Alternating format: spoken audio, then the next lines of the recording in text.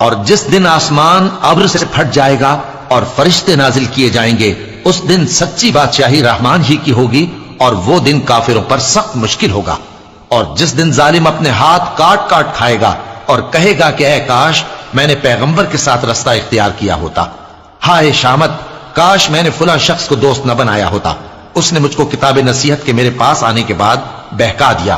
اور شیطان انسان کو وقت پر دغا دینے والا ہے، اور پیغمبر کہیں گے کہ اے پروردگار میری قوم نے اس قرآن کو چھوڑ رکھا تھا، اور اسی طرح ہم نے گناہگاروں میں سے ہر پیغمبر کا دشمن بنا دیا، اور تمہارا پروردگار ہدایت دینے اور مدد کرنے کو کافی ہے۔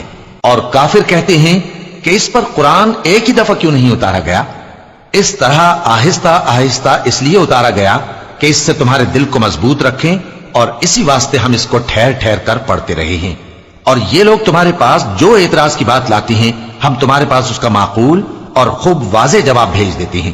جو لوگ اپنے چہروں کے بل دوزخ کی طرف جمع کیے جائیں گے، ان کا ٹھکانہ بھی برا ہے، اور وہ رستے سے بھی بہکے ہوئے ہیں۔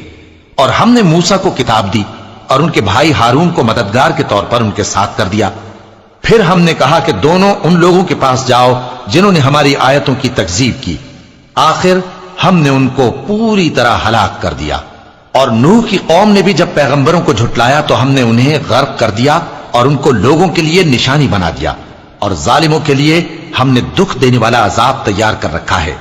اور عاد اور سمود اور کنویں والوں اور ان کے درمیان اور بہت سی جماعتوں کو بھی ہلاک کر دیا، اور سب کے سمجھانے کے لیے ہم نے مثالیں بیان کی، اور نہ ماننے پر سب کو تہس نہس کر دیا۔ اور یہ کافر اس بستی پر بھی گزر چکے ہیں جس پر بری طرح کا مے برسایا گیا تھا، تو کیا یہ اس کو دیکھتے نہ ہوں گے؟ بلکہ ان کو تو مرنے کے بعد جی اٹھنے کی امید ہی نہیں۔ اور یہ لوگ جب تم کو دیکھتے ہیں تو تمہاری ہنسی اڑاتے ہیں کہ کیا یہی شخص ہے جس کو اللہ نے پیغمبر بنا کر بھیجا ہے؟ اگر ہم اپنے معبودوں کے بارے میں ثابت قدم نہ رہتے تو یہ ضرور ہم کو بہکا دیتا اور ان سے پھیر دیتا، اور یہ ان قریب معلوم کر لیں گے جب عذاب دیکھیں گے کہ سیدھے رستے سے کون